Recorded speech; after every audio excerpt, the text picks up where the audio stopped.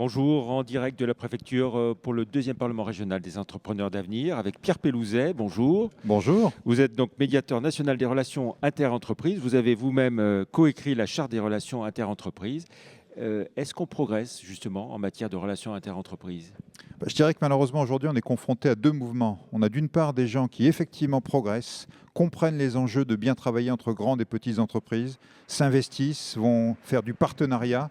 Et puis parfois dans la même entreprise, parfois dans d'autres, des gens qui sont encore dans le court-termisme absolu, qui vont retarder les paiements, qui vont faire des ruptures brutales de contrat, toutes ces choses qui font que la confiance n'est pas encore là et on a vraiment besoin de cette Et confiance. la relation entre donneurs d'ordre et sous-traitants, c'est toujours compliqué aussi. Et justement, c'est exactement ça. Ça reste très compliqué pour toutes ces raisons-là. Rupture brutale de paiement, contrats qui ne sont pas respectés, tout ça fait qu'on a du mal. Alors expliquez-nous un petit peu le rôle que vous jouez, médiateur national, on a dit, et vous appuyez sur des équipes en région. Tout à Comment fait. est-ce que tout ça fonctionne? Alors, notre but, comme je le disais, c'est de restaurer la confiance. On est là pour faire en sorte que les entreprises travaillent mieux ensemble, parce que si le patron de PME notamment n'a pas confiance, même s'il reçoit des bons de commande, il ne va pas y croire. Il ne va pas y croire parce qu'il n'est pas payé, parce que ces bons de commande vont être renégociés en cours d'année, parce qu'il y a tout un tas de choses qui font qu'il n'y a pas cette confiance, et donc pas d'emploi, pas d'investissement.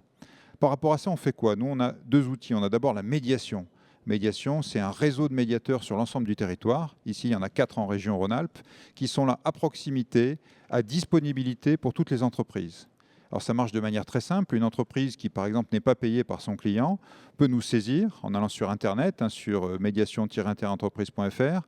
Il est rappelé dans les 2-3 jours qui viennent par un des médiateurs régionaux qui va le faire rentrer dans une bulle de confidentialité, comprendre son problème, et puis une fois qu'ils sont prêts, aller appeler l'autre partie, les mettre autour de la table et résoudre le Et problème. vous avez un pouvoir d'obligation, de coercition, enfin pour faire respecter les... On n'a pas de pouvoir d'obligation et de coercition, c'est vraiment une démarche volontaire. Ceci étant, quasiment toutes les entreprises qu'on a sollicitées viennent en médiation parce qu'elles comprennent assez facilement qu'il vaut mieux une bonne médiation, une bonne discussion, plutôt que rentrer éventuellement dans un conflit ou avoir un fournisseur qui n'est pas content, qui est même à risque et on ne le sait même pas. Donc les entreprises viennent et ça marche bien puisqu'on a 80% de réussite Vous êtes aujourd'hui. saisi par combien d'entreprises à peu près chaque année? Alors, un très grand nombre d'entreprises, cette année, on va faire en gros 1 millier de médiations.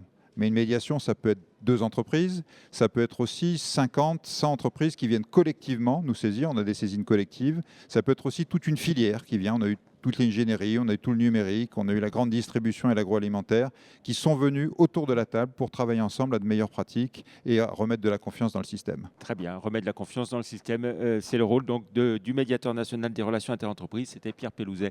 Merci, au revoir. Merci à vous.